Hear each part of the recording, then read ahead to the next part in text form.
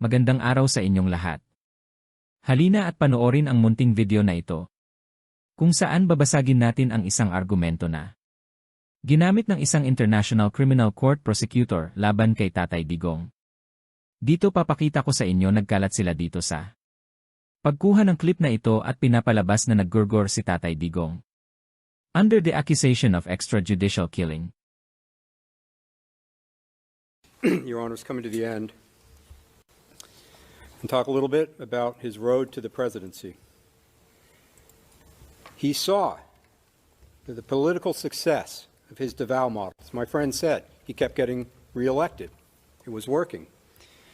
He saw that the political success of the DeVal model of killing alleged criminals could be leveraged for more power, higher office. As I said in the beginning, that's exactly what he did.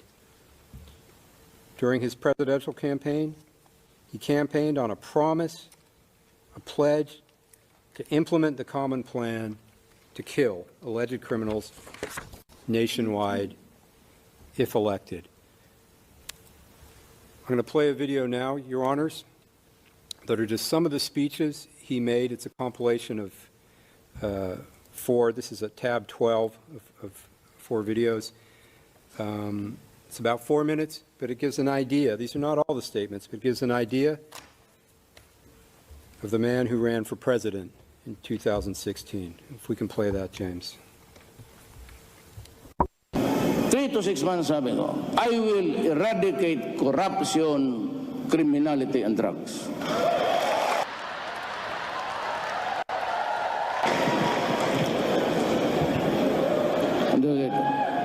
If I become the president, I will order the military and the police to hunt down the drug lords, the big ones, and kill them. Tell me what my credentials to the presidency? Then I'd say Davao is Exhibit A. Ngayon, dito sa Davao, hindi sabihin ito malinis itong bayan na to. It's not perfect. So that maybe I said, kung dating ako doon sa Pasig, I can promise you, not heaven, but I will promise you a comfortable life. Corruption has to stop. Criminality has to stop. Either makuha ko ang gusto ko, or you perish. Magprangkahan na lang tayo. Anong ibig sabihin yan? Patayan yan. Dito sa argumentong ito na tinawag niyang Road to Presidency or the Campaign to Presidency, ipinakita ng prosecutor Julian Nichols na ang sinabi ni Tatay Digong na papaya, pasensya sa salita, ibig sabihin nito ay gurgor. Sinabi ni Tatay Digong na papayahin niya ang criminals. Pero suriin natin ang aktual na sinabi ni Digong doon sa kampanya niya. Ang sabi ni Digong ay, "If I become the president, we'll order the military and the police to hunt down the drug lords, the big ones, and end them." Dito sa sinabi niya may dalawang kondisyon na description. Una, drug lord. Pangalawa, the big one. Kailangan muna natin ma-identify sino ang mga drug lords na the big ones.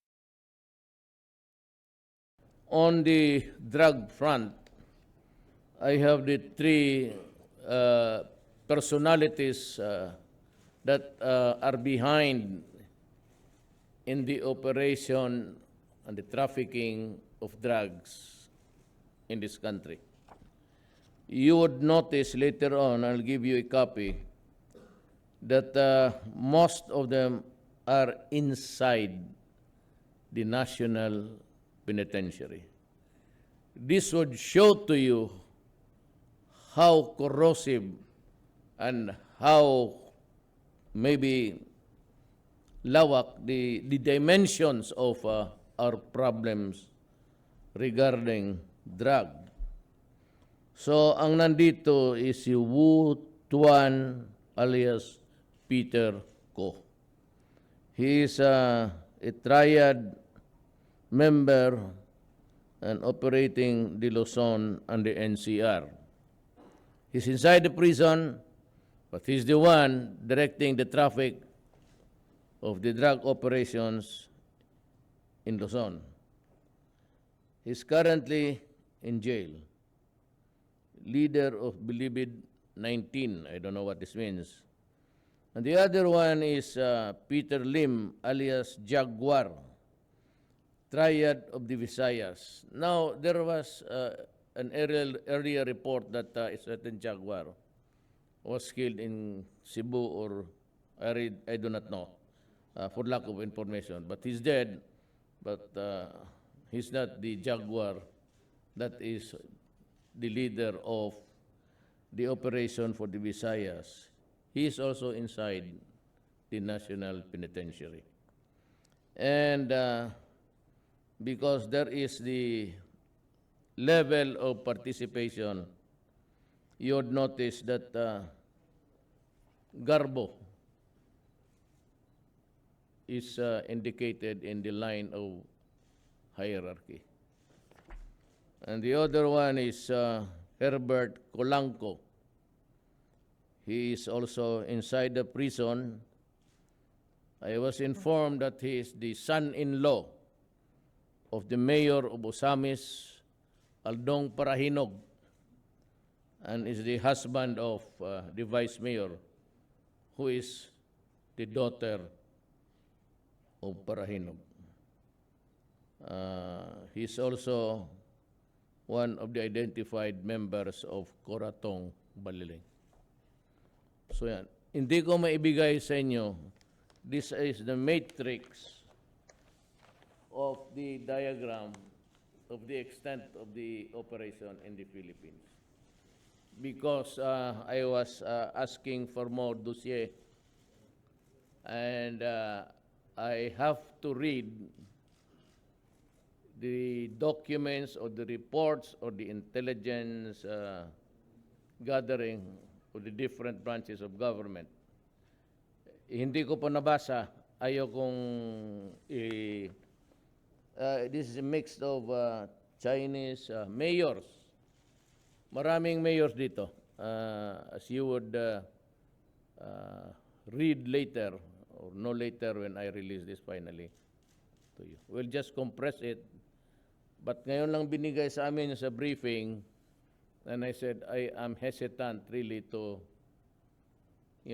condemn a person with baka ang tingin ko would not really be sufficient to place his name in this matrix. But ito na yon, kompleto na yung study natin. And talagang binabastos tayo ng mga drug people. Ang mga drug lord na the big one. Una, Utuan alias Peter Co Triad ng Luzon. Pangalawa, Peter Lim alias Jaguar Triad ng Visayas. Ikatlo, Herbert Colanco Coratong Baliling. Ikaapat ang protector nila Marcelo Garbo. Ngayon na identified natin ang mga drug lords na the big ones. Ang susunod na tanong, sila ba ay nasa kabilang buhay na ba o buhay pa ba ang mga loko?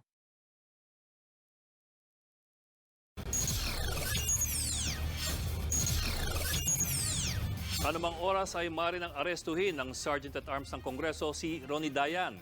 Yan ay matapos ilabas ng House Committee on Justice ang arrest order laban sa driver bodyguard ni Senadora Laila De Lima. Para ito sa pagmamatigas ni Dayan sa pagdalo sa pagdinig kaugnay ng sinasabing drug trade sa Bilibid. Samantala, ilan pang testigo at detainees ang nagdiin sa Senadora sa droga. Umaaksyon live mula sa Batas ng Pambansa si Jenny Dongon. Jenny.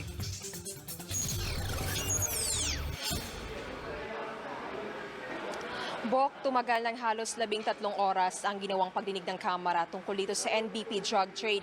At isa nga sa sumalang ang high-profile inmate na si Peter Co. Ang kanyang abogado ang nagbasa ng kanyang written statement dahil hirap magtagalog itong inmate. At ayon sa kanyang testimonya, maging testimonya ng mga presong sumala ngayon sa investigasyon, isang tao ang consistent na bida at yan ay sa Senator Laila De Lima.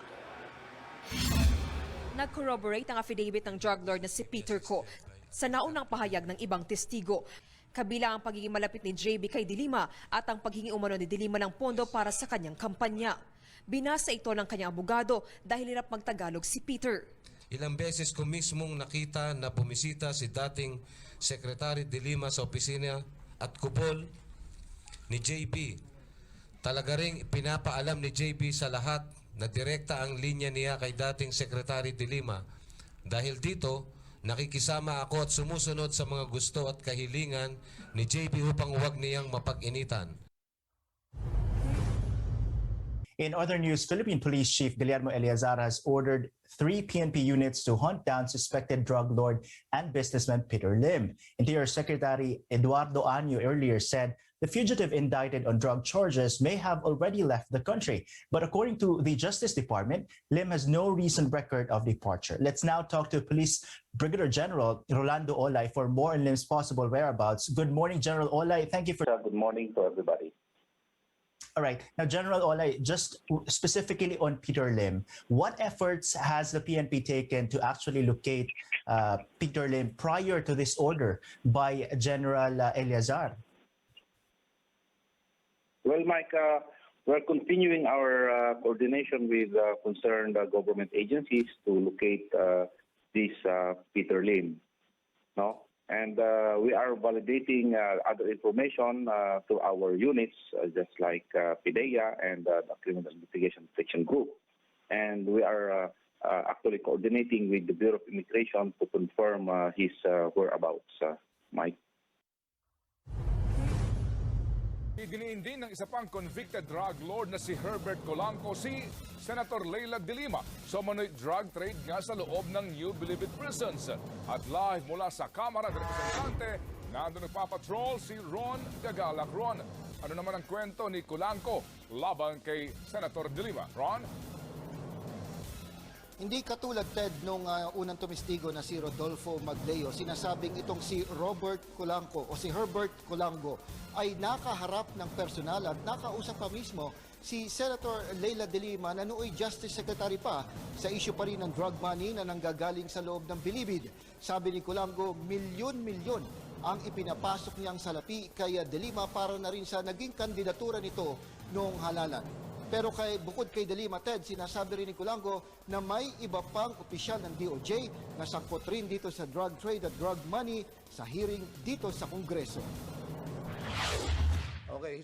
Iniharap din ng DOJ sa Kamara si Herbert Colango. Siya ang convicted drug lord na na-expose noon na nagnenegosyo pa rin ng droga. Nagkokonsyerto sa loob ng Bilibid at may malaharing buhay sa loob ng bilangguan. Inaamin niyang 7 taong gulang pa lang siya ay nagnanakaw na siya para makatulong sa mahirap nilang pamilya. Hindi umano siya malapit sa nooy Secretary of Justice Leila de Lima, pero nagbibigay umano siya ng pera para maging mabango sa mata ni de Lima. At sa utos na rin umano na pondohan nila ang pagtakbo nito bilang senadora. May 3 milyon po kaming binibigay buwan-buwan po kay Secretary de Lima po. Ikukulikta ko po ang aking sa area po sa mga big time. Tag 100,000, 200,000, may 500,000. Yun po ang PR, ang tatawag sa amin yun ay PR Payula po. Para lahat ng gusto namin mga kontrabando ipapasok. Golf cart, motor de Corrientes, scooter. Gumawa ko ng concert na parang Aranita. Lahat pumapasok ng truck ko, 4-5 truck, 10-wheelers po. Makakarga po ako ng mga beer in can po. 300 boxes po every event ko po.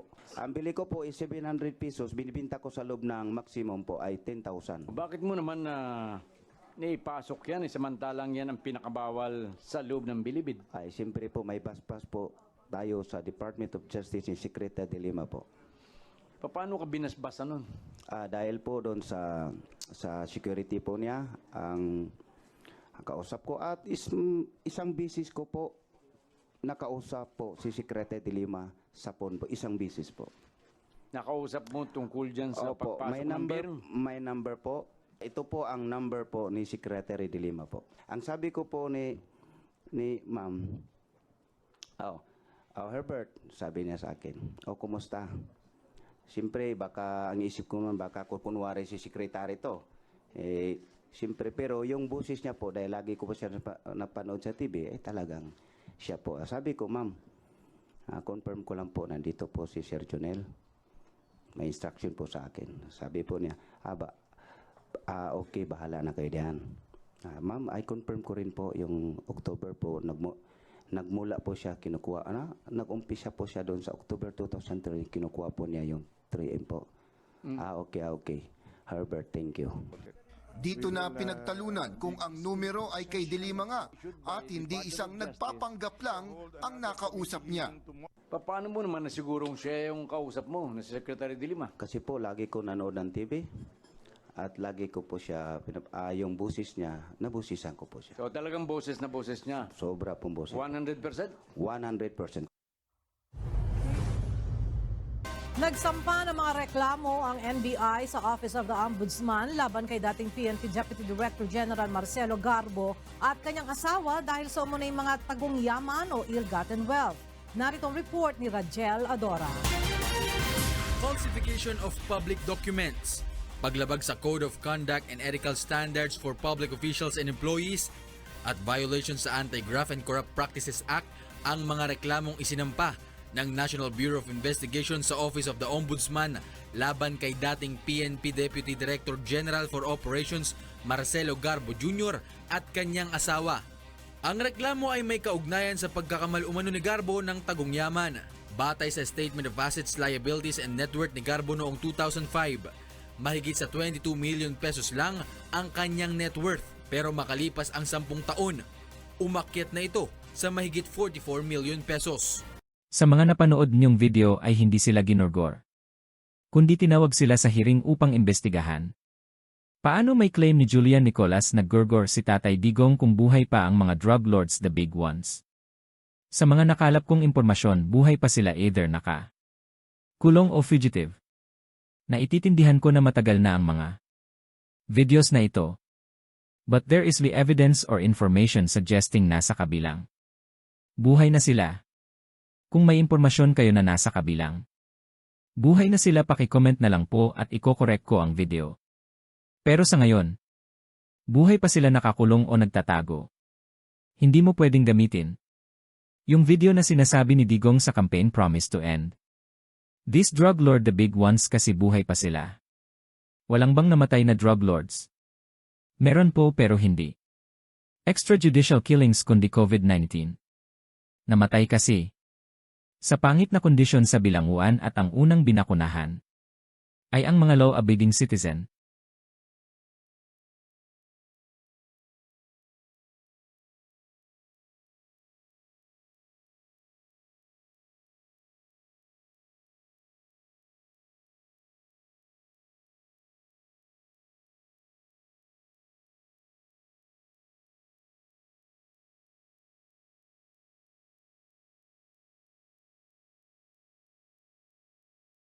Dito sa ikalawang bahagi, basagin natin ang ebidensya pineresenta ni Julian Nicolas, yung clip na kung saan sinabi ni Tatay Digong na they will perish.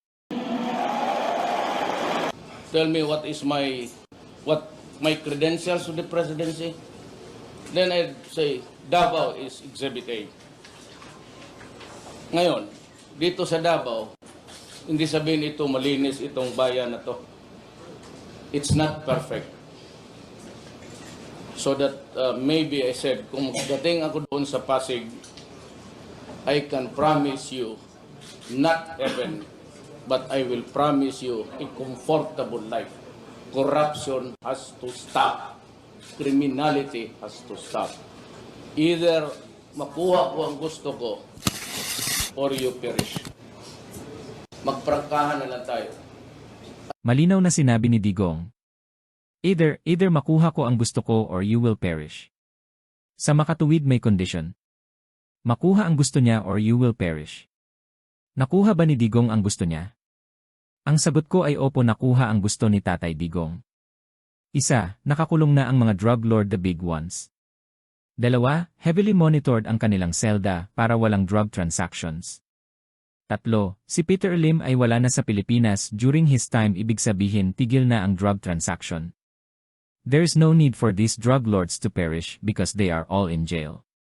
At ang pinakagustong mangyari ni Digong ay ikulong ang number 1 na protector ng mga drug lords, AG Pilipinas. Kaya ang lalakas ng mga loob ang mga drug lords magbenta dito sa Pilipinas. At ang number 1 na protector ng mga drug lords ay si Inampahan na ng kaso sa Muntinlupa Regional Trial Court o RTC ng Department of Justice o DOJ si Senador Leila de Lima kaugnay ng umano'y pagkakasangkot nito sa illegal drug trade sa New Bilibid prisons. Mula sa Maynila, ito ang balita ni Rosalie Cos live. Rosalie, go ahead. Magandang gabi, Attorney Reg. Paglabag sa Section 5 ng Dangerous Drugs Act o Republic Act 9165, partikular na ang umano'y pagtanggap ng drug money mula sa mga convict at proteksyon sa kanilang illegal drug trade sa loob ng New Bilibid Prison ang isinampang kaso ng Department of Justice laban kay Senador Leila de Lima sa Muntinlupa Regional Trial Court. Nasa ilalim ng jurisdiksyon ng Muntinlupa RTC ang New Bilibid Prison Maximum Security Compound kung saan umano ginawa ang illegal drug trade at pagtanggap ng drug money. Abot ka dito sa huling bahagi ng aking video. Maraming salamat po. Ako po ay isang napakaliit na channel lamang. At walang nakukuhang income sa YouTube. Na gustong isiwalat at tanungin ang mga bagay-bagay at ganap na nangyayari sa ating bansa. Na ayaw o iniiwasan ng mainstream media. Ang munting hingi ko lang. Sa inyo ay suporta, subscribe, like at share lang po ay malaking tulong sa akin para ipagpatuloy ang paggugol ng impormasyon para madali na ninyong mapanood upang kayo mismo ang humusga at magbigay ng sariling ninyong opinyon. Maraming pong salamat sa inyong lahat. Fight for what we believe in, undeterred by the fear of failing or losing. Indeed, courage knows no limits. Cowardice does.